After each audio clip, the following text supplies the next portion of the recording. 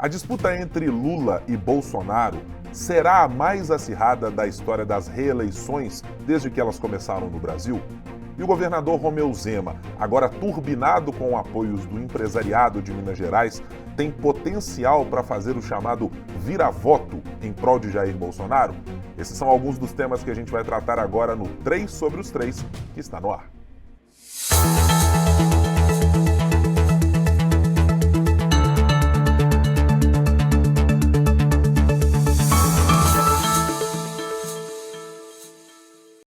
E para começar a nossa conversa semanal de todas as sextas-feiras, para você que nos acompanha pela primeira vez, todas as sextas-feiras em otempo.com.br, no youtube.com/otempo, na sua plataforma preferida. Você ouve aquela musiquinha semanalmente para ir para a academia, aproveita para se inscrever lá no 3 sobre os 3. Semanalmente, trazemos informação e análise, acima de tudo, a respeito dos 3 poderes da República: Executivo, Legislativo e Judiciário. E sempre aqui na minha companhia estão eles, Rodrigo Freitas, nosso âncora do Super N. Como vai, Rodrigo? Tudo bem? Tudo bem, Guilherme. Prazer estar com vocês aqui mais uma vez. Tudo bem que ultimamente estamos falando mais do Executivo, afinal de contas estamos na bica de uma eleição. Mas quando passar esse período aí, a gente vai falar um pouquinho mais de Legislativo, de Judiciário, né? Hoje, inclusive, a gente tem um espacinho interessante para falar de Judiciário, inclusive. Porque essa semana agora foi uma semana bastante interessante do ponto de vista do Judiciário, né? E outra pessoa que entende muitíssimo, muito mais do que nós dois aqui de Judiciário e verdade. De leis, é nosso editor em Brasília, Ricardo Correia. Como vai, Ricardo? Tudo bem? Olá, Guilherme. Olá, Rodrigo. Há controvérsias, sobre isso, mas o que sabemos com certeza é que estamos às vésperas da última semana de eleição e sim, poderemos falar muito mais dos demais poderes e do Brasil após essa semana eleitoral, mas temos aí muita coisa ainda para analisar dessa disputa que acontece no domingo, dia 30, né? Estamos chegando muito próximo já dessa reta final de campanha, vamos entrar aí na última semana antes do segundo turno das eleições. E evidentemente que a palavra estabilidade, quando a gente olha, seja para os institutos de pesquisa, seja para a perspectiva dessa ideia de polarização, como se nunca antes tivesse acontecido no país algo dessa maneira, também dá a tônica dessa eleição de 2022, mas acho que inevitavelmente a gente não pode escapar da avaliação de que essa é uma campanha mais bélica do que tivemos em outros momentos. E pelas tendências mais recentes, com um indicativo de que ela seja mais acirrada do que em outros momentos. E claro que o parâmetro que a gente usa muitas vezes para isso é pegar uma eleição em 2014 que foi decidida entre a ex-presidente Dilma e o deputado federal Aécio Neves, à época senador, por 3 milhões de votos, mais ou menos, de diferença. Que potencial, senhores, vocês veem para que a eleição deste ano tenha um clima, e estou dizendo o clima do resultado, seja mais acirrado e seja com uma distância menor entre o vencedor e o perdedor dessa eleição, começando por você, Rodrigo. Guilherme, para começar, que as duas campanhas já admitem que isso vai acontecer e que muito possivelmente nós teremos a campanha mais acirrada do ponto de vista de resultado desde que temos o Instituto da Reeleição. Para mim fica evidente também, pelo grau de acirramento, pela campanha em si, como ela foi formada e como ela tem sido tocada. Eu digo que as duas campanhas admitem porque nessa semana na Rádio Super nós ouvimos 2 personagens bastante importantes dessa campanha e desse segundo turno. Nós ouvimos o Eduardo Bolsonaro, que é filho do presidente da República, é um dos cabeças da campanha do pai, e ele usou essa expressão na entrevista, de que a eleição vai ser decidida nos detalhes e que eles entendem que vai ser decidida por uma margem pequena de votos. E nós ouvimos o senador Alexandre Silveira, que é uma figura importante, que tem sido uma figura importante na campanha do Lula em Minas no segundo turno, né? Até se mostrando, inclusive, muito fiel ao ex-presidente nesse segundo turno, mesmo depois, inclusive, de ter perdido a eleição para o Senado. E ele, na entrevista e depois num bate-papo que tivemos pós-entrevista, ele falava que vai ser uma diferença pequena, embora ambas as campanhas estejam otimistas. E é esse o discurso, obviamente, que tem que pregar também para não desmobilizar a militância. E para além desse sentimento das duas campanhas, Guilherme, Ricardo e amigos que estão nos acompanhando, eu penso que de fato teremos uma eleição muito acirrada neste segundo turno, porque nós temos um país que a divisão está cada vez mais clara. As pesquisas, se estiverem certas, e não nos custa lembrar que que no segundo turno de 2018 as pesquisas bateram com o que estava acontecendo entre Bolsonaro e Haddad. As pesquisas estão mostrando, conforme a eleição vai se aproximando, um cenário de relativa estabilidade, mas pouco a pouco a diferença entre o presidente Bolsonaro e o ex-presidente Lula, mesmo que dentro da margem de erro, essa diferença vai se reduzindo. Então, se a gente for pegar numericamente, depois eu quero falar um pouquinho mais a respeito disso, só para não me prolongar muito agora, nós temos um cenário que aponta para essa possibilidade de uma eleição muito acirrada, se a gente for considerar o que tivemos no primeiro turno, os candidatos que ficaram pelo primeiro turno e como esses eleitores podem se comportar, e se a gente for pensar também na abstenção, que é uma coisa que preocupa uma campanha e que não preocupa outra, diga-se de passagem. Ricardo, esse cordão, e eu vou chamar assim de distanciamento de votos, que o ex-presidente Lula teve no primeiro turno em relação ao presidente Jair Bolsonaro, de aí, estou fazendo um arredondamento aqui, claro, os ouvintes que nos acompanham, não estou usando a precisão exata dos dados, mas estou falando de 6 milhões de votos de distância entre o candidato do PT e o candidato do PL. Você acredita nessa margem se estreitando? Porque a gente ouve campanhas dizerem, bom, o ex-presidente Lula pretende ampliar no Nordeste a vantagem que conquistou no primeiro turno. O ex-presidente Jair Bolsonaro, aliás, o presidente Jair Bolsonaro pretende ampliar a sua margem no Sudeste, em regiões onde também, como o Rio de Janeiro, venceu o ex-presidente. Qual é a sua avaliação? Você imagina que isso pode ser reduzido de fato?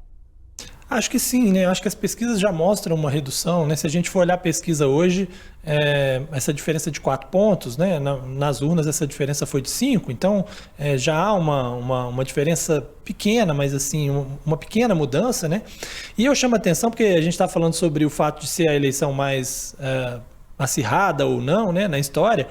Como você lembrou a eleição de 2014, de Dilma e Aécio, que foi muito apertada, um dia antes da eleição o resultado era Dilma 52 e Aécio 48, né, nos válidos, que é exatamente o resultado que temos no Datafolha dessa eleição, agora faltando uma semana para o dia da eleição. Então ela já está uma semana da eleição com o mesmo placar que mostravam as pesquisas naquela eleição de 2014 e como disse o Rodrigo, com uma tendência de leve redução da diferença. Ainda que eu ache que essa redução da diferença não vai ser, pelo menos nas pesquisas, né, porque a gente também tem essa coisa de que, bom, as pesquisas precisam acertar, né, no primeiro turno não acertaram, em 2018 acertaram no segundo, mas não tem muita margem mais para essa mudança. Se a gente for olhar, ela aponta ali nos votos totais 4% de branco e nulo, né? Não dá para você diminuir muito mais do que isso. Bolsonaro, inclusive, recuperou um pontinho no branco e nulo, né? E entre os que não souberam não responderam, que seriam os indecisos na pesquisa, apenas 1%. Então a diferença está por aí. É bom lembrar sempre, né, que se você considera a margem de erro, a gente tem uma situação de empate técnico, mas como todas as pesquisas têm mostrado o Lula na frente, obviamente nesse momento me parece que ele ainda é o favorito, né?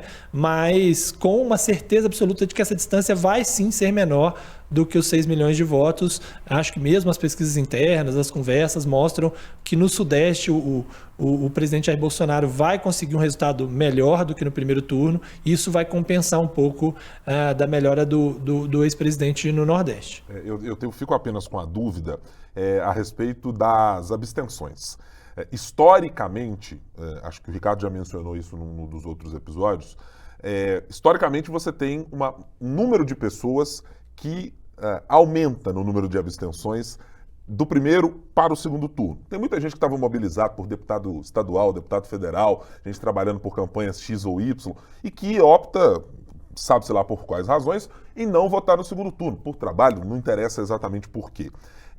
Mas eu tenho uma curiosidade, se uma eleição tão sui generis como é essa, se os padrões aplicados a outros momentos históricos em que a gente podia olhar para eles e dizer poderemos ter essa mesma tendência se repetindo, se isso acontecerá nessa eleição de 2022. E aí por alguns fatores que estão apontados inclusive nas pesquisas. O nível de consolidação de votos e da preferência do eleitor lulista e do eleitor bolsonarista é muito evidente.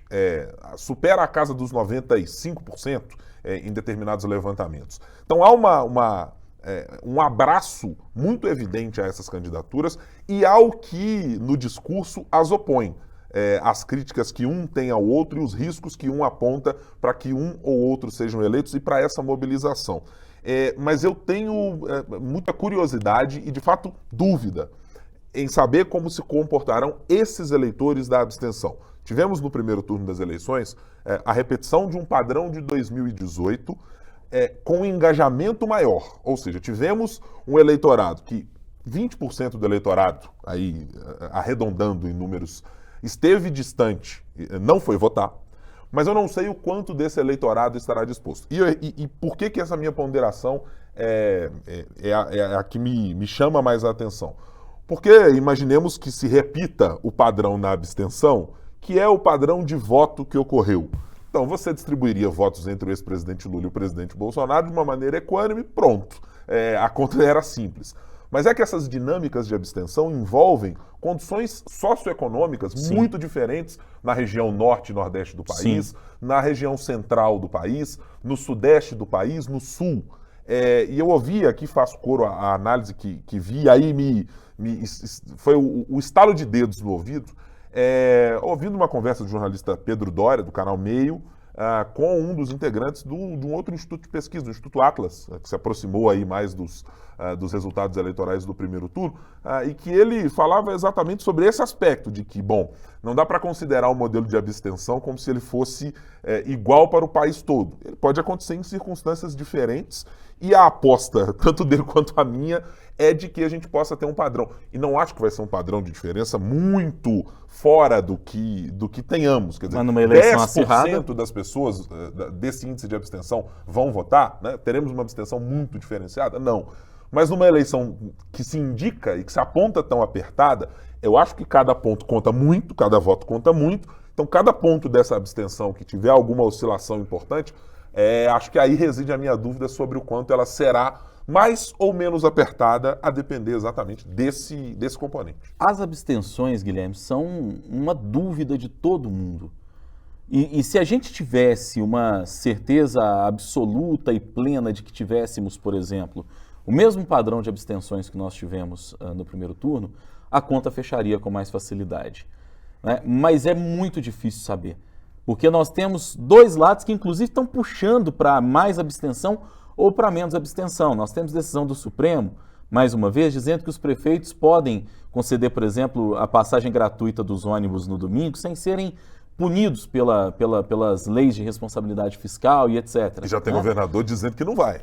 O governador do Distrito Federal falou que não vai, né? O prefeito não é obrigado a dar o passe livre, mas ele pode dar o passe livre.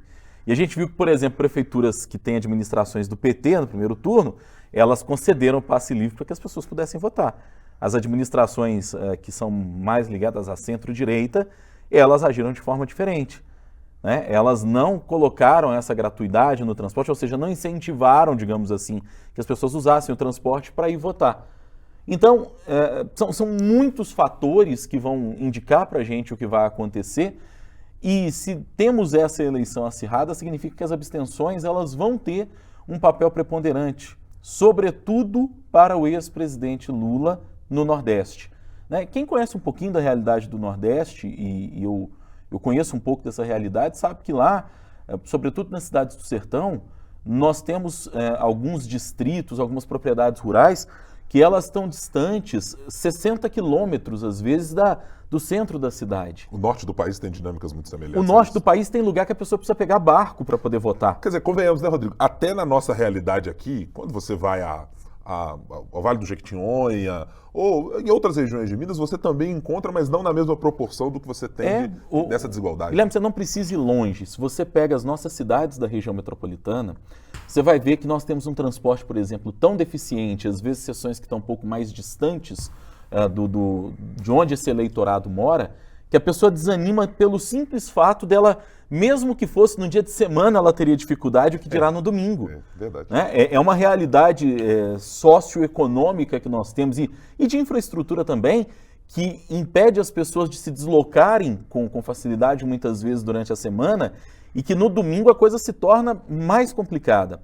Mas aí tem um outro lado dessa história que me chama a atenção, é que numa eleição acirrada como essa, as pessoas podem ter o desejo de se superarem para poder ir votar no seu candidato. Ou se não votam no seu candidato, votam na figura A para excluir a figura B, ou votam na figura B para excluir a figura A.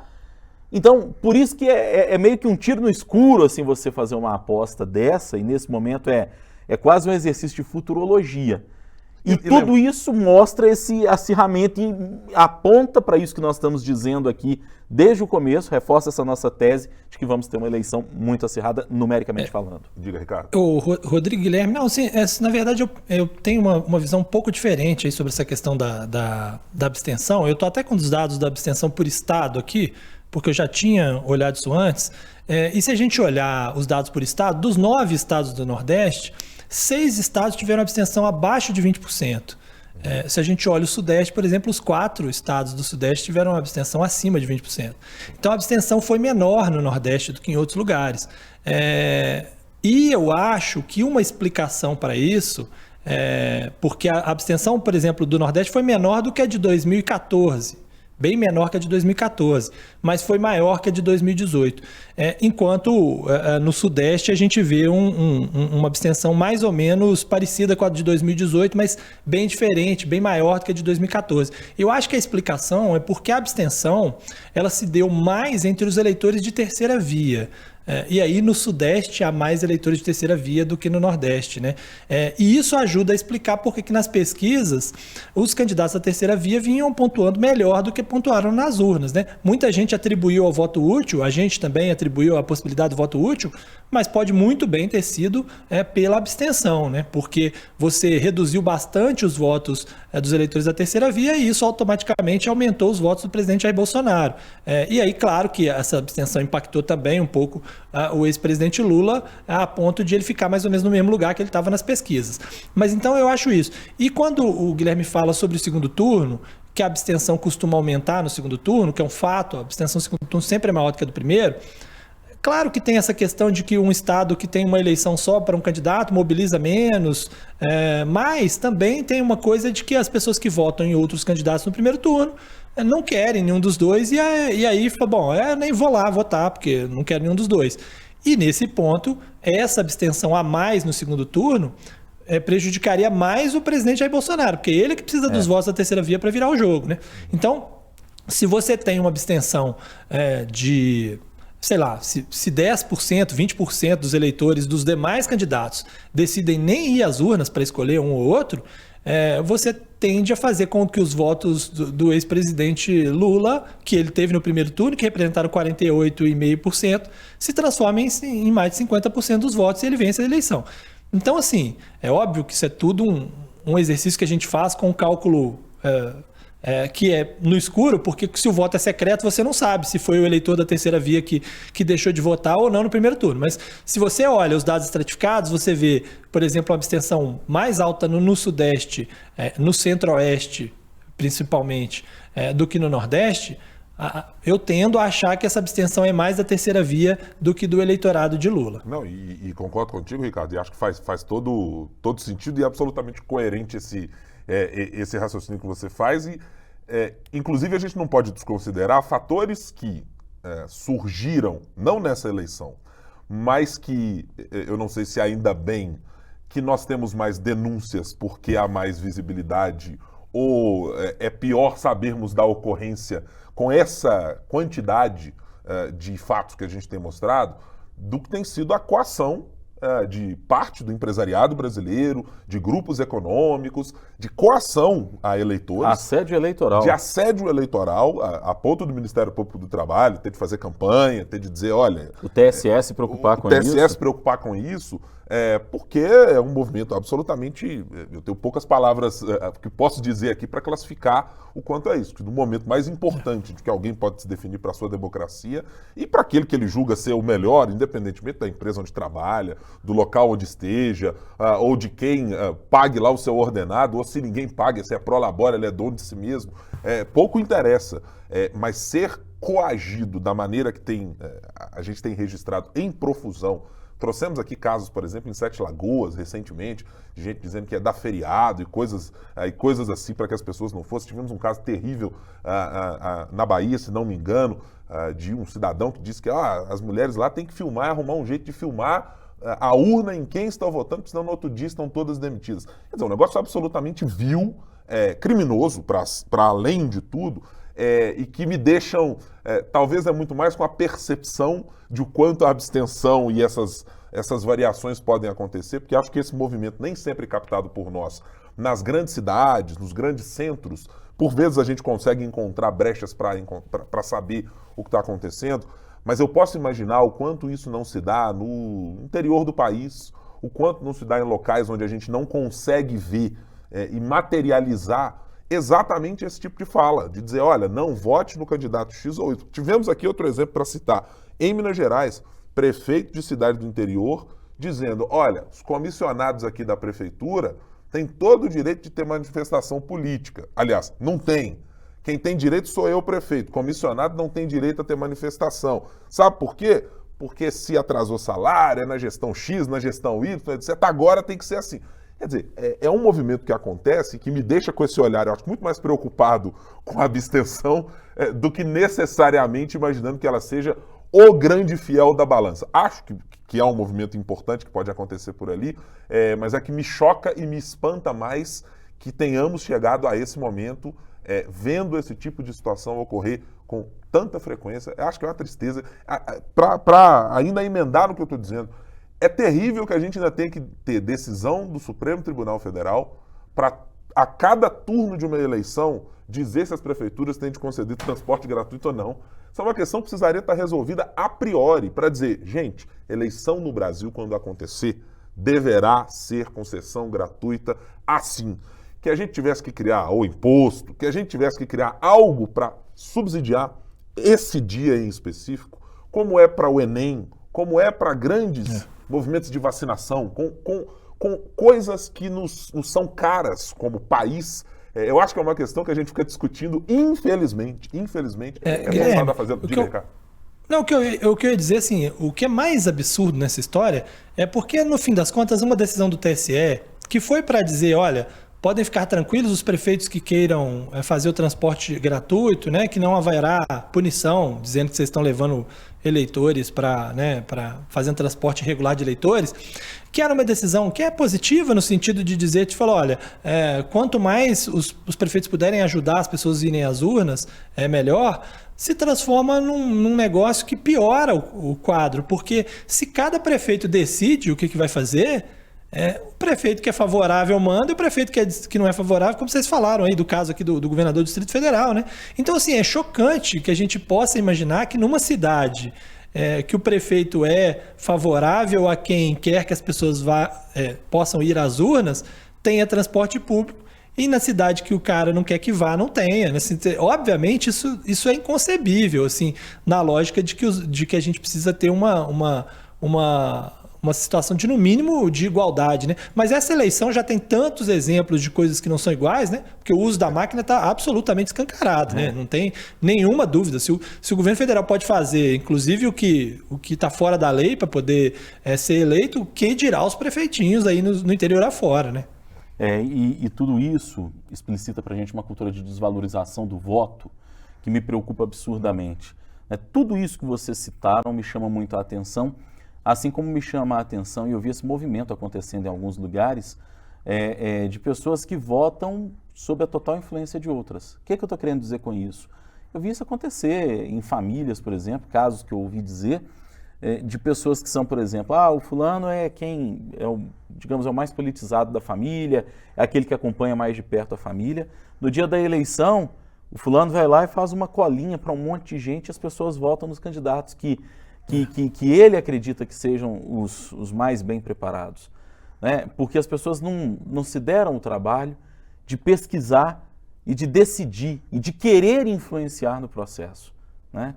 Então, além de tudo isso que vocês estão trazendo, que são coisas assim absurdas, isso que o Ricardo está falando, agora há pouco, estava falando agora há pouco, dessa diferença que pode ter de prefeito para prefeito, que explicita uma desigualdade gigantesca no Brasil, né? Nós ainda temos por parte do eleitorado uma falta de conscientização muito grande. Né? Assim como a gente tem visto a discussão que é cega, né? E aí é chovendo molhado, a gente já falou disso, mas não posso me furtar a falar disso agora.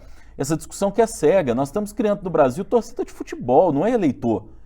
Né? O cara não quer prestar atenção, o candidato dele pode falar a barbaridade que for, que o sujeito dá nó em pingo d'água para poder... Não, mas não foi isso que ele quis dizer. Ora, mas foi isso que ele falou. né? Nós estamos vivendo um empobrecimento. Nós estamos num momento em que as pessoas elas estão mais politizadas do que já foram. É inegável que se a gente pegar... Eu comecei a cobrir a eleição em 2006, a primeira eleição que eu cobri na minha vida profissional. A de 2006, a de 2010, a de 14, a de 18 as pessoas já estavam muito politizadas e tal.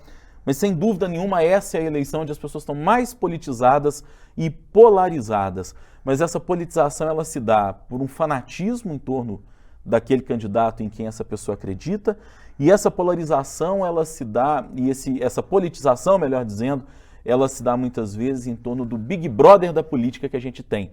É do espetáculo, do toma lá da cá, do fala isso e rebate, do você é um ladrão para cá, você é um genocida para lá. E, gente, esse é um empobrecimento total do nosso sistema. Basta ver quem foram os mais votados, né? Basta ver o perfil de quem foram os mais votados. São os chefes de torcida, não são as pessoas que estão discutindo aí o país. Mas sobre isso que o Rodrigo falou, até outro dia eu estava conversando com uma pessoa que tem acesso à informação, tá por dentro do processo eleitoral e tal, conhece os candidatos, conhece bem as suas propostas, e a pessoa me disse o seguinte, falou, explicitando lá a posição de quem ele vai votar, ele diz o seguinte, eu sei que com o fulano o governo vai ser melhor, mas a gente pensa muito diferente dele. Então, tipo assim, é isso, não é, entendeu? Não é visão de país, é assim, eu sei, ele disse isso, eu sei que com o fulano vai ser muito melhor do que com o cicrano, mas a gente pensa muito diferente dele, tipo assim, então, pensa sobre o quê, então, tem né? ditado, cara, tem ditado mineiro para isso. Eu uso e converso aqui com um dos nossos colaboradores aqui pelos corredores aqui da Sempre Editora, que é o seguinte, farinha pouca, meu pirão primeiro. Então é o seguinte, eu não quero saber se tem uma discussão sobre universidades públicas ou privadas, se é por privatização ou não privatização, eu não quero saber se é isso ou aquilo. O que eu estou preocupado, meu amigo, é o seguinte, concorda comigo? Quer dizer, o que revela muito como o debate público foi dragado para um pouco daquilo que a gente ecoa muito simploriamente da ideia da guerra cultural, né? Que é você adotar posições contrárias ou favoráveis a um determinado candidato, ou pela antítese daquele candidato, porque ele não pensa parecido com você, ou ele não vai na sua comunidade, ou ele não tem valores que são comuns ao seu métier do dia a dia, as pessoas com as quais você convive no fim de semana, durante a semana, ou mesmo para participar de discussões públicas, né? Os efeitos de espiral do silêncio, de tantos outros movimentos aí que a gente conhece. Tem muita gente que diz, não, eu não gosto de falar do meu voto, ou fala que é da terceira via, quando está lá muito afeito a votar ou no ex-presidente Lula ou no presidente Bolsonaro, mas é mesmo para não entrar na celeuma, para não entrar na discussão tendo de ser taxado de, defender um é isso, defender outro é aquilo. Esse movimento, ele existe, ele ecoa na sociedade. Claro que num volume, pelo que indicam as votações de Lula e Bolsonaro, menor do que as posições de apoio a esses dois, mas inevitavelmente vinculados a esse tipo de lógica, que move as pessoas muitas vezes. Eu até, Rodrigo, estava pensando se problematizar a ideia do conceito da politização. No nosso mundo, talvez lindo, maravilhoso da democracia, talvez a eleição com mais politização, e eu vou adotar o conceito de politização naquela que a gente pode discutir mais proposta. Né? No conceito de politização, haverá um lugar platônico na história brasileira para a discussão entre Dilma Rousseff e Aécio Neves, nos anos de 2014. Me parece a eleição em que havia dois modelos de gestão do Estado, ou do que se fazer, talvez, do ponto de vista econômico, social, mais marcadamente, com economistas com posições mais marcadas, com grupos políticos com ideias e gente de ótimo calibre de lado a lado para fazer discussões importantes. Não consigo me recordar se em outros momentos talvez tenhamos, talvez com Serra e Lula possamos ter tido algo nessa mesma ordem, e acho que sim, até pelo nível dos Lula debates. E Fernando Henrique em 94 também. Talvez é possível que no auge memória, ali do Plano Real, né? A minha memória talvez não alcance exatamente isso. Nós somos jovens. Nós somos jovens. Né? Eu não comecei no jornalismo como o Rodrigo fez em 2006, já tinha 10 eleições. Não, eu me lembro, recordo mais dessas mais recentes. Mas é que eu olho para aquilo quase como o estado da arte, né? De você falar, opa, tô lembrando de momentos em que a gente discutia, e não que não tenha havido baixaria nessas eleições, Sim. mas a profusão de baixaria, de fake news... É porque você discute o país, Guilherme. Exato. Ninguém discute o país, cara. Eu fico... Podem me chamar de sei lá, inocente, mas eu fico profundamente incomodado com isso. Mas profundamente incomodado. Você fala. Nós vamos dar, gente, no dia 30 de outubro, seja qualquer um deles que vencer, viu? Qualquer um. Nós estamos dando um cheque em branco para o presidente da República. Em 2018, quando o presidente Bolsonaro foi eleito, foi a mesma coisa. O presidente Bolsonaro não discutiu, assim, profundamente propostas. Se olhar o programa de governo do presidente Bolsonaro de 2018, se você lê exatamente o que está lá descrito tomando aquilo como um documento oficial entregue ao Tribunal Superior Eleitoral para balizar o que o presidente imaginaria ser o seu governo, não tem nada escrito ali do ponto de vista palpável e de caminhos. Para onde caminharíamos? Sim, até porque naquela época ele não tinha nenhuma estrutura em volta dele efetivamente para poder construir talvez alguma coisa de mais fôlego, de arcabouço teórico mesmo. Mas hoje, eu fico, sinceramente, gente, eu fico assustado. Eu acho que nunca vi uma coisa como essa, né? E a gente já ouviu de lado a lado de que, olha, a gente tem que jogar o jogo, a arma que o outro lado está usando é essa. Então a gente tem que ir assim. Mas me incomoda profundamente pensar que é um cheque em branco. Porque o que nós temos são expectativas do que eles podem fazer. Porque um é o atual presidente, o outro é um ex-presidente. Né? Mas é preciso lembrar que o cenário a partir de 2023 vai ser diferente para o atual, né? Muito diferente, se ele for reeleito. E vai ser muito diferente também do que era o Brasil dos anos 2002, 2006, se for o ex-presidente o vencedor. Esse é um empobrecimento total. Eu posso estar errado, mas nós estamos, na minha avaliação, vivendo a eleição mais pobre. A eleição mais pobre que eu já vi até hoje, paupérrima, porque nós não estamos discutindo projeto de país. Não estamos. Ninguém sabe. Porque o Bolsonaro foi eleito em 2018 falando que ia ser liberal, mas na economia ele não foi tão liberal assim. O Lula colocou o Alckmin como vice dele para dar uma sinalização mais de centro ao mercado, aos investidores. Mas quando você pergunta para o Lula quem vai ser o ministro da Fazenda dele, digamos assim, ele sai pela tangente. Quer dizer, nós não estamos discutindo o país. E mais que isso, viu, Rodrigo? Eu acho que a gente está contratando uma crise, né? Porque nessa coisa de não discutir país, criou-se uma expectativa sobre o que seria uma grande mudança, né? Seja com um ou com outro, que eles fossem completamente diferentes, sem levar em consideração que nós teremos um cenário muito adverso, né? Primeiro, porque quem ganhar vai ganhar com metade dos votos só, seja ele quem for. Né? Esse já é o primeiro ponto. Segundo, que houve aí várias ações ao longo desse ano que criaram uma bomba fiscal que explodirá no ano que vem, ninguém tem dúvida disso. Então, pense que alguém vai ser eleito com metade dos votos e que logo nos primeiros meses vai frustrar boa parte do seu eleitorado. Então, assim, estamos contratando uma crise, inclusive política, porque quem ganhar vai ter que tomar medidas impopulares e vai perder parte dessa metade que conseguiu, ou seja, já vai começar governando com maioria de oposição. Eu não tenho nenhuma dúvida de que isso vai acontecer, porque eu não tenho nenhuma dúvida de que é impossível manter o preço da gasolina com essas condições, sem que, com isso, forçando redução de investimento em saúde e educação, isso vai explodir nos estados, não tenho dúvida nenhuma de que isso vai acontecer, de que não é possível hoje no orçamento bancar os R$600 do auxílio conforme está prometido, dando reajuste de salário mínimo, conforme eu ando dizendo, com ampliação de investimentos. Quer dizer, me parece, pelo que a gente ouve e que a gente vê dos dois candidatos, que o cenário que eles vão receber, o país que eles vão receber, é completamente diferente do país que eles acham que vão conseguir administrar. E isso já é um problema mais para frente, além da gente votar no escuro.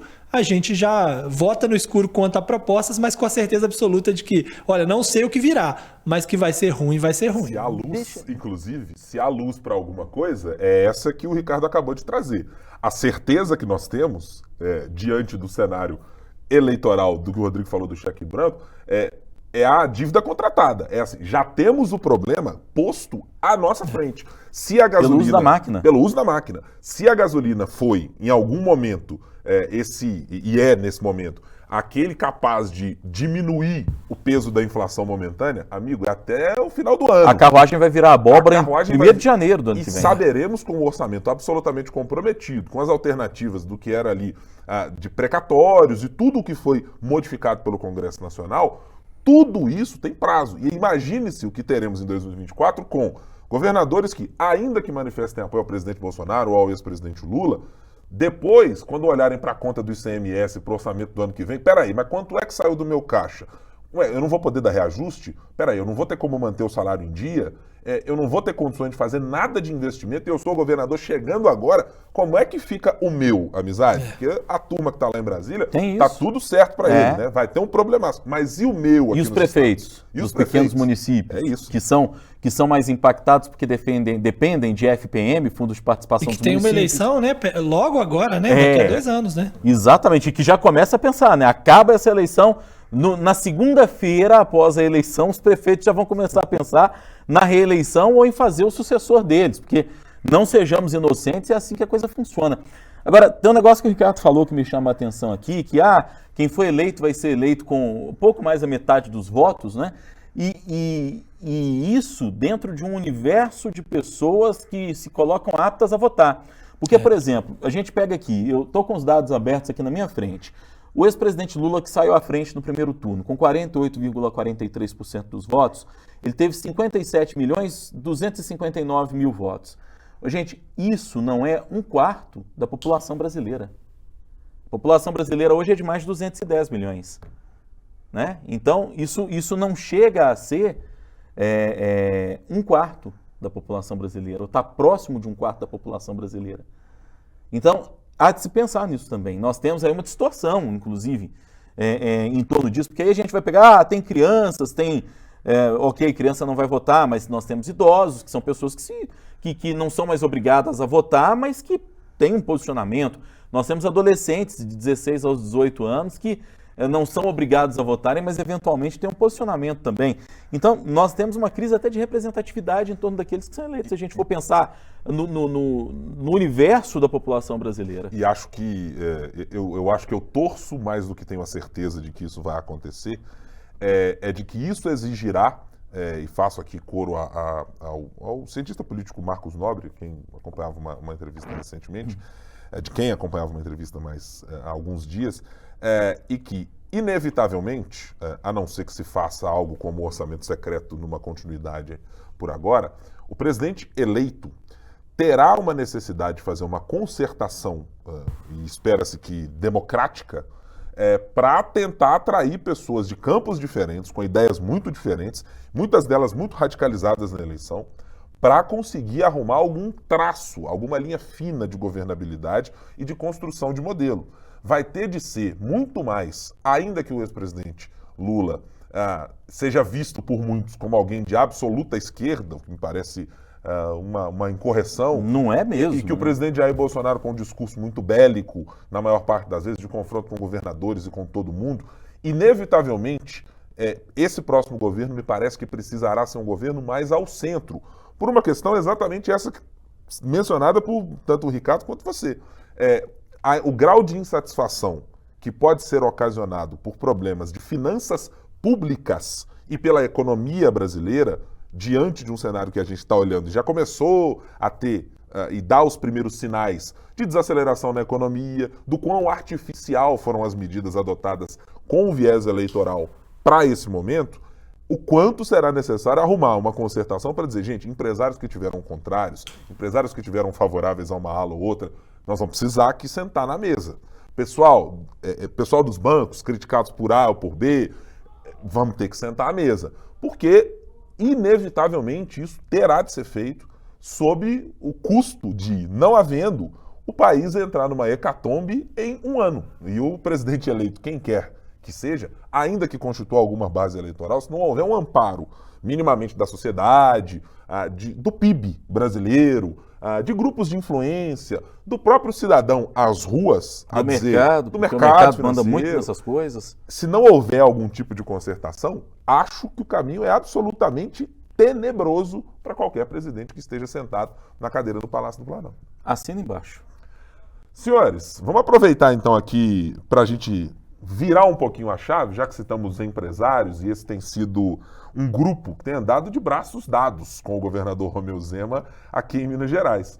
Grupos bastante expressivos, nós falamos no último episódio do nosso podcast sobre o apoio destinado pela Federação das Indústrias do Estado, pela Federação da Agricultura do Estado de Minas Gerais, e de entidades que têm a possibilidade de tentar ajudar o governador Romeu Zema a fazer uma transferência entre o seu resultado eleitoral e a sua boa avaliação dada pelo eleitor e que o credenciou à reeleição, há uma possibilidade de que o presidente Jair Bolsonaro consiga capitalizar isso. Diante desse movimento e passado uma semana em que a gente já viu apoios outros chegando de prefeitos de cidades, de empresários, de movimentos ligados a igrejas e etc., vocês saem com a impressão de que o governador Romeu Zema, que virou o capitão com braçadeira, camisa e tudo mais do presidente Jair Bolsonaro aqui em Minas, está conseguindo levar a cabo essa grande missão que ele tem considerando a campanha do presidente da República? Rodrigo. Guilherme, é uma incógnita. É uma incógnita, porque de um lado nós temos um governador fortalecido pela eleição que teve, pela forma com que foi reeleito, mas do outro nós temos um poder de influência limitado desse mesmo governador. É um governador que não conseguiu eleger no próprio partido dele uma bancada representativa de deputados, conseguiu eleger 2 em 77.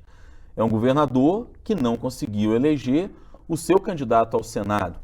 E vamos nos lembrar de que antes da eleição, este que foi candidato ao Senado representando o governador, se apresentava como líder do governador na Câmara dos Deputados lá em Brasília, porque é deputado federal e disputou o Senado, e é alguém que colocou prefeitos lá na cidade administrativa já para negociar, inclusive, uma série de pedidos que os prefeitos estavam fazendo. E o prefeito colocou, o governador, melhor dizendo, me confundi todo aqui, o governador Zema colocou o candidato ao Senado de tiracolo onde ia, fez campanha. A propaganda de TV era mais do Zema do que desse candidato. E ele foi o terceiro colocado. Então, nós temos um potencial considerável do governador? Temos. Mas eu costumo dizer que é aquela história lá do jogo de futebol, é preciso combinar com os russos. Porque na hora da eleição, é o eleitor e a urna. E aí, você tem lá quase 700 prefeitos. É representativo? Prefeito tem influência? Tem. Mas o mineiro não necessariamente se prende a esse tipo de influência e a esse tipo de pedido que fazem a ele. Olha, vota no fulano, ou vota no ciclano. A história mostra isso dessa mesma eleição com o Luzema, das eleições anteriores com o Dilma Zia, com o Lulécio. Então, penso que algum efeito há de ter. Mas, Rodrigo, isso vai ser suficiente para fazer o presidente Bolsonaro virar em Minas Gerais? Eu tenho muitas dúvidas de que isso vai acontecer. O desafio do presidente, se a gente for desconsiderar o que a gente falou aqui a maior parte do tempo até agora, que é a questão das abstenções, é um desafio muito considerável. Por quê? Nós tivemos em Minas Gerais uma diferença do Lula para o Bolsonaro de quase 600 mil votos, entre 500 e 600 mil votos. A chamada terceira via com os candidatos mais competitivos, e aí eu estou falando da Simone Tebet, do Ciro Gomes, da Soraya Tronic e do Felipe Dávila, teve todos juntos algo em torno de 952 mil votos. E aqui, gente, são números redondos, tá? Se a gente considerar, e aí entra o fator abstenção e tal, que é mais complicado da gente medir, mas se a gente considerar que tenhamos, digamos, um percentual, o mesmo percentual de eleitores que foi às urnas, enfim, que todos aqueles que foram às urnas vão voltar no dia 30 de outubro, que é difícil medir também, mas pensando num prognóstico mais matemático, para virar essa diferença, porque eu não acredito muito no vira-voto numa eleição tão polarizada, o presidente Bolsonaro precisaria ter, entre esses candidatos da terceira via, mais de 60% dos votos. É factível, Ricardo, ter 60% dos votos numa terceira via em Minas Gerais, com uma distância consolidada do primeiro turno de quase 580 e alguma coisa, quase 600 mil votos?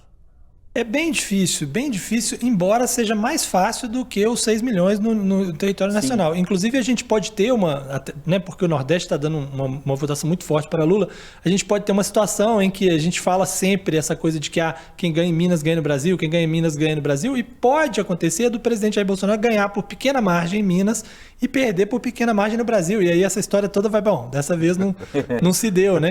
E aí é um discurso que a gente sempre fala, sempre ressalta, e pode ser que essa eleição também derrube isso. Mas, claro, para virar em Minas Gerais, ele precisa, de fato, de um apoio mais do que institucional desses prefeitos. Por que eu conversei com uma pessoa que tem boa proximidade com esse assunto, com essas questões, e essa pessoa me disse o seguinte, falou, olha, os prefeitos chamados pelo governador apresentaram um apoio incisivo ao presidente no evento em que eles, né, se reuniram para dar esse apoio para o governador, mas depois cada um foi para a sua cidade e está todo mundo quietinho, porque ninguém quer problema também com seus deputados, com o próximo presidente, se Lula eventualmente ganhar. Então, assim, uma coisa é você falar, eu apoio e fazer campanha na sua cidade, né? Os prefeitos mobilizam-se, muita gente. Outra coisa é você dar aquele apoio e depois ficar na sua e ficar quietinho. E o que me parece é que isso está acontecendo. Os prefeitos estão mais quietos, estão mais na deles, poucos prefeitos estão, de fato, mobilizando seus eleitores para virar esses votos. É um apoio a lá Ciro Gomes. Exato. E aí, esse aí não conta, né? Não vale muito, né? Mas a gente tem, por outro lado, com esse apoio dos empresários e tal, isso faz muita diferença, porque você vai gerando multiplicação de palanques, né? O governador está toda hora, são os empresários que são importantes na cidade e tal, isso vai gerando uma onda que torna a presença do presidente Jair Bolsonaro maior do que a presença do Lula nos lugares. E isso pode ajudar, sim, a gerar uma virada. Por isso que eu digo que, às vezes, pode acontecer de virar em Minas e não virar no Brasil, e a gente ficar numa situação de, poxa, mas não era assim? Quando ganha em Minas, não ganha no Brasil? Certamente a gente vai ter que ajudar a explicar isso aí, né? E uma das explicações é o fato, olha, hoje nós temos, no Brasil inteiro, os governadores se alinham aos candidatos que têm mais votos no seu estado, né? Eu falei isso aqui outro dia. No Nordeste a turma vai mais com Lula, o governador de São Paulo, que perdeu no primeiro turno, mas deu apoio dele para o Bolsonaro, porque Bolsonaro ganhou em São Paulo, do Rio deu apoio para o Bolsonaro, porque Bolsonaro ganhou em São Paulo e tal. Mas em Minas Gerais o governador deu apoio para o candidato que perdeu. Então isso pode gerar uma diferença de Minas para o resto do Brasil e criar essa contradição com o discurso histórico também. Nós vamos perder esse discurso que a gente tanto gosta, né? Minas, tem que ganhar em Minas. Minas, a síntese do Brasil. Quer dizer, o primeiro turno lembrando que o primeiro turno foi idêntico, né? Exato. O primeiro turno ainda nos credencia a usar essa máxima. E se não me engano também, um outro estado onde isso acontece, eu acho que é no Amazonas, que também é um estado que normalmente reflete muito a eleição final dos candidatos à presidência da República. Posso fazer uma proposta? Vamos lá. Desculpa, Ricardo. Desculpa por ter ajeite-se aí na mesa, porque normalmente, fiquei até com medo, viu? Quando chega nesse momento que o Rodrigo Freitas se dispõe a fazer alguma proposta ou tirar algum coelho da cartola, normalmente nós somos surpreendidos pelo que vai acontecer. Pois não, Rodrigo Freitas? Resta-me saber se Guilherme Ibrahim vai aceitar, porque o Guilherme normalmente não aceita esse tipo de situação. Não é uma proposta indecente, não. Sim. Podemos apostar aqui. Não, se Minas Gerais vai ser esse fiel da balança. Mas já está cedo. É uma proposta indecente, há uma semana. Muito cedo. Vamos ver a nossa capacidade de futurologia, meus amigos. Depois que o Arthur Lira inventou esse negócio de instituto de pesquisa ser preso, gente ser presa por causa de resultado diferente, eu não vou aqui dar 10, 9 dias antes da eleição o resultado de Minas Gerais. Não conte comigo. Lá mais perto eu posso até arriscar. O único palpite que eu consigo fazer, mais ou menos, e é muito mal dado, é na aposta lá que eu faço no meu time semanalmente para ganhar. Mas eu tenho uma sugestão para o discurso histórico, caso Minas Gerais dê um resultado diferente do Brasil. Se Lula ganhar nacionalmente e Bolsonaro ganhar em Minas Gerais, a gente mantém o discurso de que nenhum candidato ganha eleição sem vencer em Minas no primeiro turno. Né? É isso. Opa! Se ao contrário o presidente Jair Bolsonaro virar no Brasil e perder em Minas, né? Aí a gente vai ter que achar uma outra maneira de argumentar para isso, né? Aí nós vamos ter que realmente criar um outro argumento. Mas se for nessa linha de Bolsonaro ganhando em Minas e perdendo no Brasil, pode se manter aí esse discurso histórico, pelo menos relativo ao primeiro turno. Eu gostaria de publicar uma nota de repúdio. Concedido? Pois bem, não, veja bem que a velocidade do pedido não levou nem em conta a possibilidade de que a gente pudesse levar para uma corte superior ou para outros membros do Conselho Consultivo, leia-se, nosso diretor Robert Wagner também, que poderia muito bem participar. Você chamou de Robert Wagner?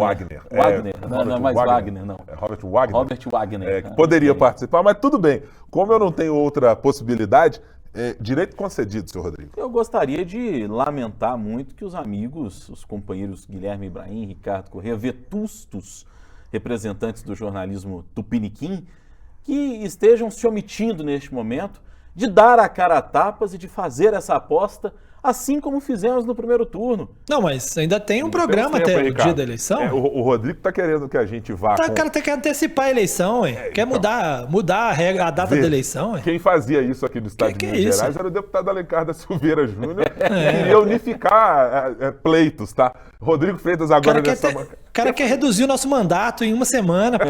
É impressionante. Impressionante. Vão me dizer aí que eu sou Alexandre de Moraes, né? Que eu tô querendo impor o meu ponto de vista, rapaz, de qualquer jeito.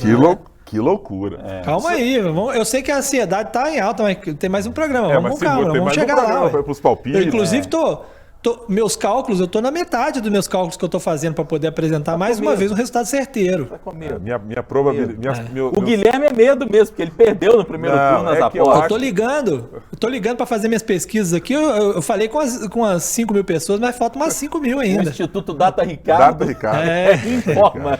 Data Correia. Não, o problema é que o meu instituto. A Correia tá cantando, né? Meu instituto no primeiro turno, a amostra não foi muito adequada, não.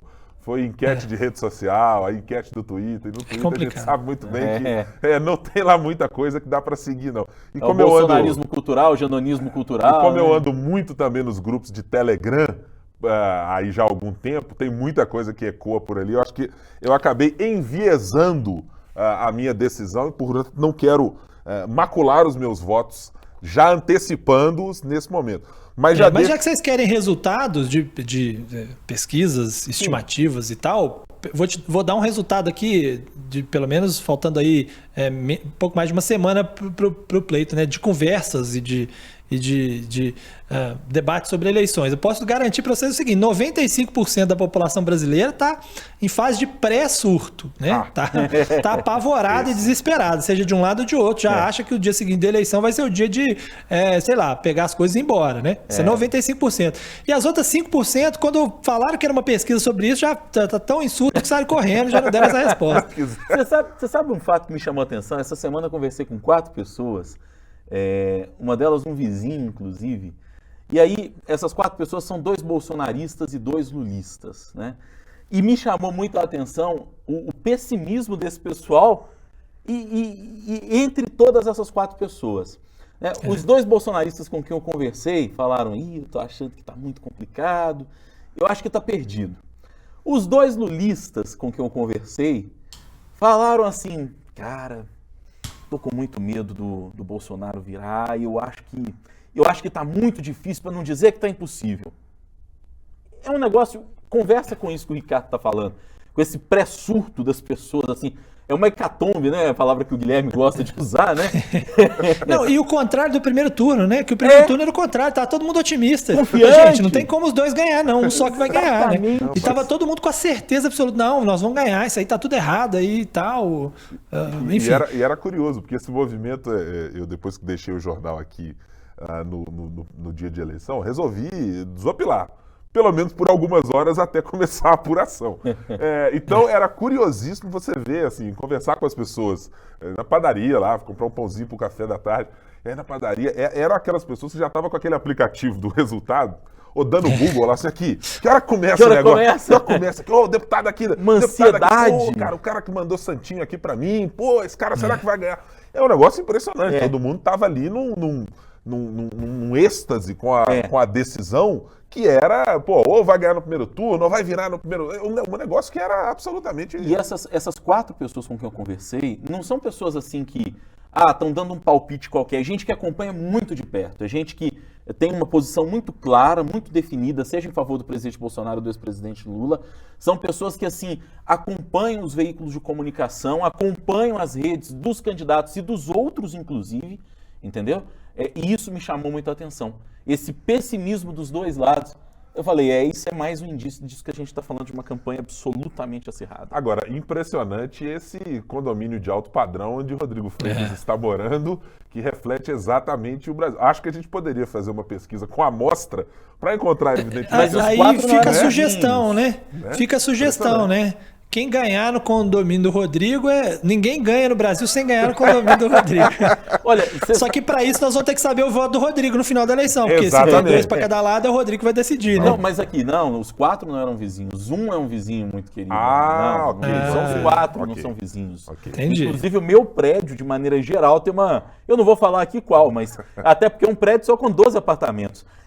A preferência é manifesta e muito clara.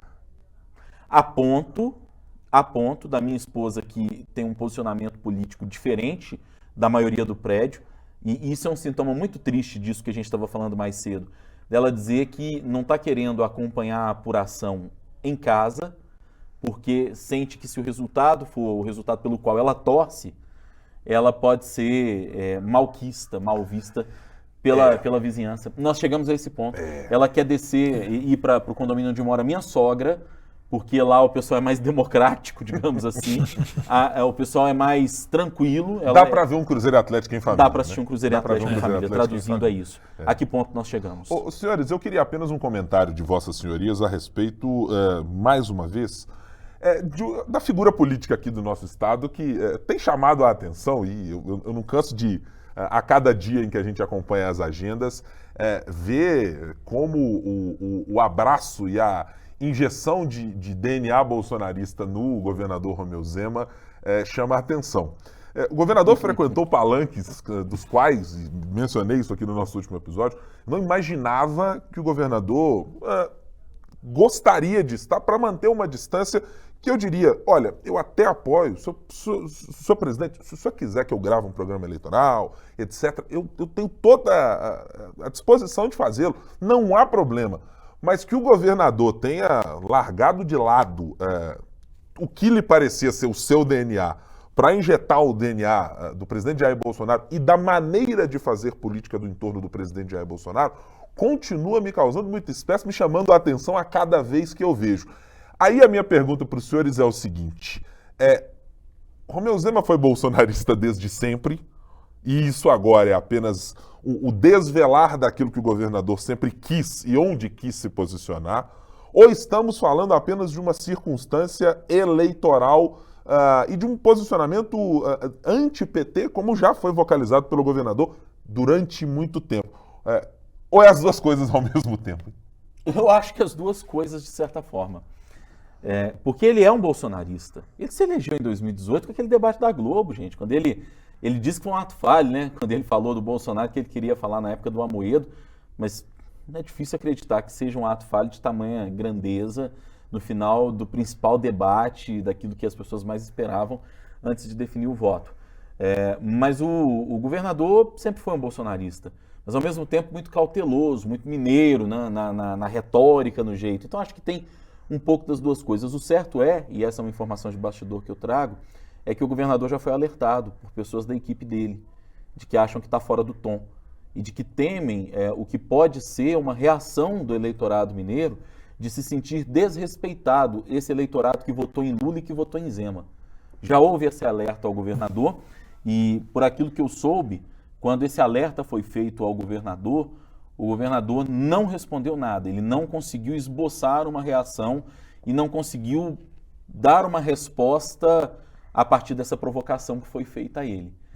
Os setores... eu acho... Os setores, só para concluir, Ricardo, claro.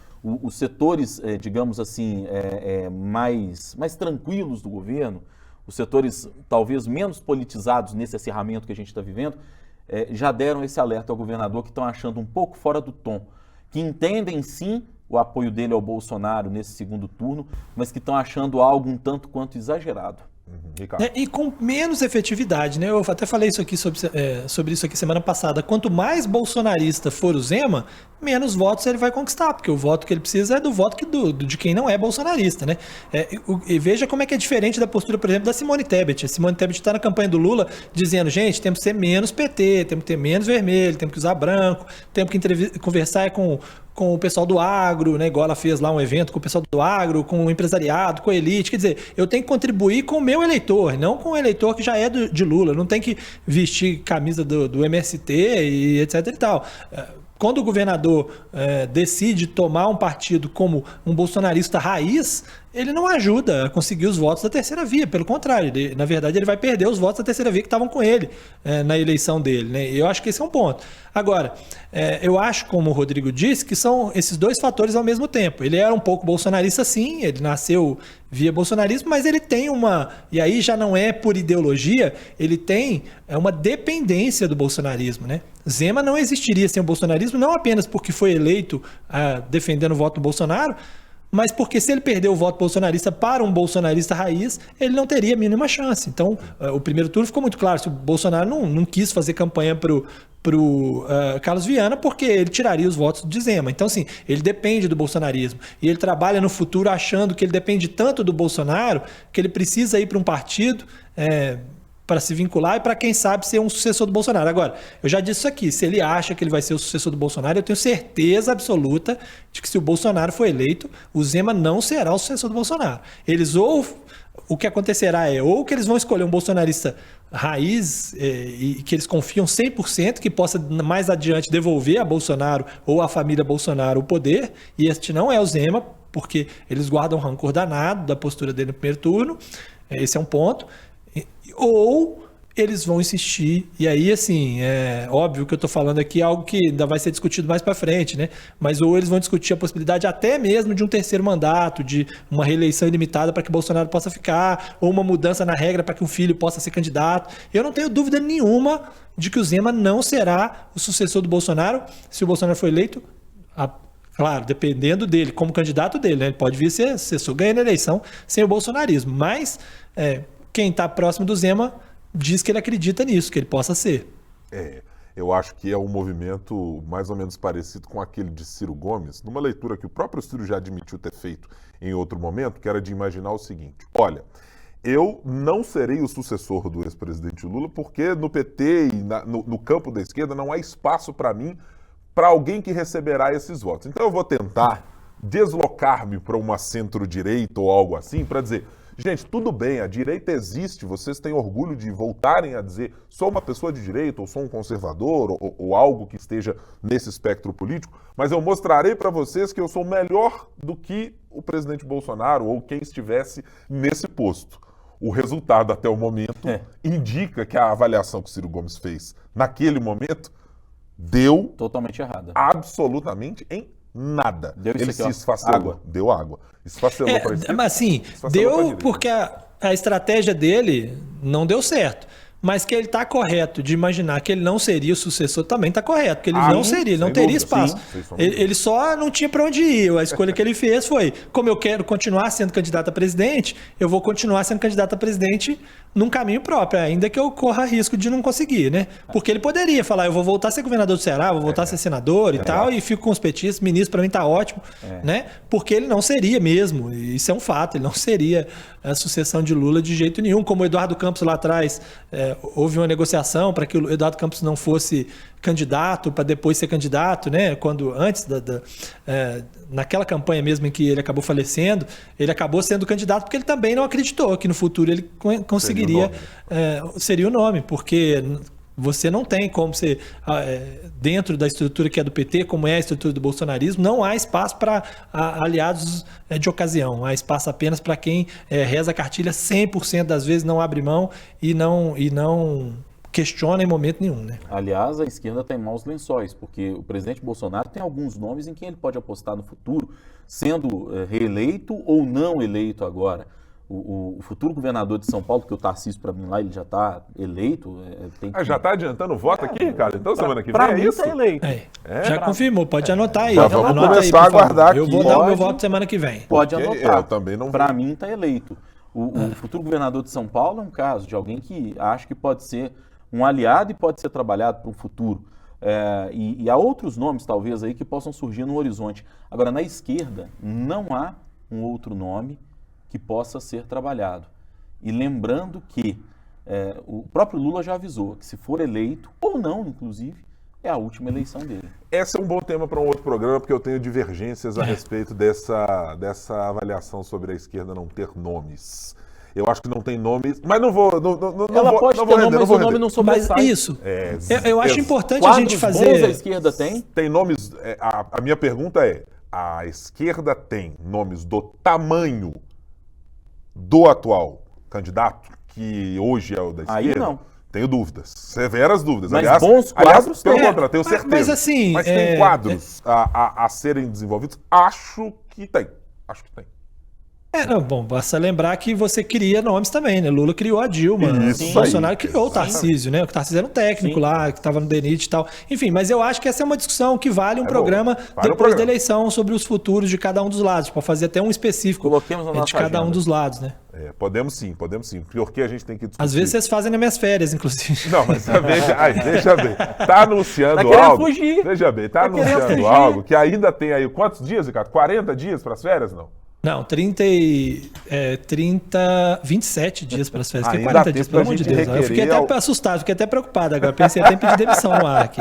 Vou até conferir aqui, 10 dias para as eleições, 27 dias para minhas férias, 31 dias para a Copa. Eu anoto todo dia para não esquecer, para ganhar força para o dia seguinte. Ô, Rodrigo, pela legislação aqui do 3 sobre os 3, 27 dias de férias ainda é passível de contestação por parte, e eu me lembro da regra muito claramente estabelecida. Se houver contestação de duas pessoas, não é duas ou mais, duas pessoas dos 3 na mesa, férias poderiam ser em algum momento canceladas ou modificadas. Havia esse dispositivo. Remanejado. Artigo 4º, parágrafo 3º. É perigoso falar isso no ar, mas no dia 27, daqui a 27 dias eu sairei de férias. O máximo que vocês podem conseguir é tirar o de férias, mas em 27 dias eu sairei, de algum jeito eu vou sair. Que os meus chefes me desculpem, mas já está marcado. Veja bem. Com este desafio de Ricardo Corrêa tentando usurpar as competências do 3 sobre os 3, os poderes constituídos desta bancada aqui. Vossa Excelência está nos desafiando e Vossa Excelência terá respostas à altura desse desafio. Depois de até Renan Calheiros ter desafiado o Supremo Tribunal Federal, falar: daqui desta cadeira não saio. Ricardo, e digo mais, minhas férias são de 20 dias. Se ficar me pressionando demais aí, eu vou tentar esticar mais 10. Impressionante, hein, Brasil? Se for olhar o tanto de folga que o Ricardo deve ter para tirar, consegue. Tem algumas que eu vou tirar depois que voltar também, né? Para poder aguentar os próximos penduricalhos, os benditos penduricalhos, amigo. Valem para todo mundo. Os jetons. Os jetons aí. Esse é o jetons aí. Senhores, então vamos aqui encerrando a nossa conversa, não sem antes pedir, claro, a participação de vossas senhorias com a mirada da última semana. O que vocês sugerem que a nossa audiência preste atenção? Rodrigo Freitas. Guerra. Teremos guerra. Que isso? Foi só objetivo. Na Rússia ou na eleição? Aqui, guerra. Teremos guerra. Para mim é cada vez mais claro, o acirramento vai ser cada vez maior. E não falo isso com alegria não, viu? Mas para mim, teremos guerra. Protejam-se. Ricardo Corrêa, sua aposta para a próxima semana? Que é ficar de olho na justiça eleitoral, tá? Eu acho que isso vale até um debate maior e tal, mas a postura da justiça eleitoral nessa última semana, que prometendo ser mais dura, essa semana já foi um pouco mais, eu acho que tem que todo mundo ficar de olho, né? Os direitos de resposta, se vão continuar mais frequentes, se vai tirar coisa do ar e tal, porque de fato a justiça eleitoral demorou demais para começar a agir efetivamente e está com um caminho, na última semana, uma promessa, até mesmo pelo que o Rodrigo falou, dessa guerra que se avizinha, em que a justiça eleitoral será cobrada, instigada e questionada sobre sua atuação. Eu estou com o Ricardo nessa. Acho que a mirada é para a justiça eleitoral e para quais ferramentas e de que maneira elas serão utilizadas pela justiça eleitoral. E imagino que seja, digamos assim, e espero, para que se haja respeito, inclusive, com os resultados eleitorais, para dar aquele tom do ato final da justiça eleitoral, para que seja aquela imagem estampada na parede.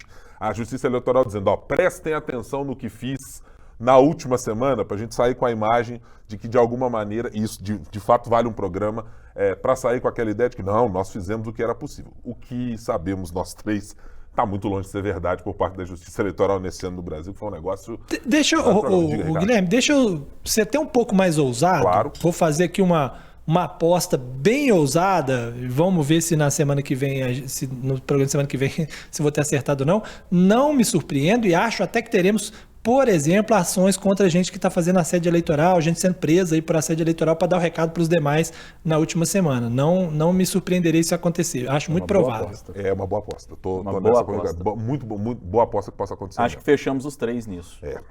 Senhores, muito obrigado mais uma vez pela companhia. Rodrigo Freitas, aquele abraço. É sempre um regozijo. Que impressionante. O garbo que tem Rodrigo Freitas para essa despedida. Ricardo Correia, um abraço até semana que vem. Um abraço até semana que vem e vão preparando seus palpites aí para que a gente possa cravar o resultado das eleições de 2022. Tá fácil de cravar, né? Vou participar. Eu não tenho medo. Vou participar e já vou começar a partir de hoje a montar o meu esquema de apuração. Vou participar, darei resultados, sem molecagem, sem palhaçadinha. Vamos ser no estilo craque Neto aqui. Vamos fazer um negócio polêmica. O Guilherme é franco-atirador. Perdeu no primeiro turno, agora qualquer coisa, pior do que ele foi, não tem como ir, então... É aquela expressão, já que eu vou ser mais chulo, né, do que a expressão aí do Rodrigo, é aquela expressão do calça de veludo ou bumbum de fora, né? Essa é a situação do senhor Guilherme. Brasil. As situações nas quais a gente fica aí no podcast. É isso. Com esta sapiência do dito popular de Ricardo Correia, vamos encerrando por aqui, senhores. Muito obrigado pela sua companhia. Você que nos acompanha. Nas nossas plataformas e na plataforma da sua preferência para escutar música, para escutar áudio, para acompanhar os nossos podcasts. Lembro sempre para você, todas as sextas-feiras, bem cedinho, antes de você sair para a academia, para aquela caminhada matinal, antes de tomar o seu café, o 3 sobre os 3 está disponível nas principais plataformas, no nosso portal otempo.com.br, também no youtube.com/otempo, para você nos acompanhar e pelo menos se divertir um pouquinho aqui também, como a gente se diverte fazendo o nosso programa. Opte sempre pela calça de veludo, hein? É mais segura. Mais garantida. Obrigado, gente. Tchau, tchau.